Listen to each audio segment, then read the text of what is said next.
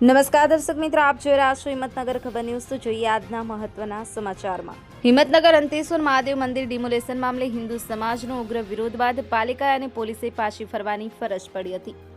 હિંમતનગર શહેરના સહકારી જૈન રોડ ઉપર આવેલ અંતેશ્વર મહાદેવ મંદિર તોડી પાડવા હિંમતનગર નગરપાલિકા પોતાની ટીમ સાથે પોલીસ બંદોબસ્ત સહિત તોડી પાડવા માટે પહોંચી હતી, પરંતુ વિશ્વ હિન્દુ પરિષદ તેમજ અનેક હિન્દુ સંગઠનો દ્વારા રસ્તા રોકી રામધૂન બોલાવી ઉગ્ર વિરોધ દર્શાવ્યો હતો। અત્યારે ઘટના સ્થળ ઉપર હિંમતનગર નગરપાલિકા ચીફ ઓફિસર ઉપેન્દ્ર ગઢવી સહિત પાલિકા પ્રમુખ વિમલ ઉપાધ્યાય ઘટના સ્થળે દોડી આવ્યા હતા। ત્યારે હિંમતનગર નગરપાલિકા ભાજપના સદસ્યો પણ મંદિર નહીં તોડવા મામલે રામધૂનમાં જોડાયા હતા।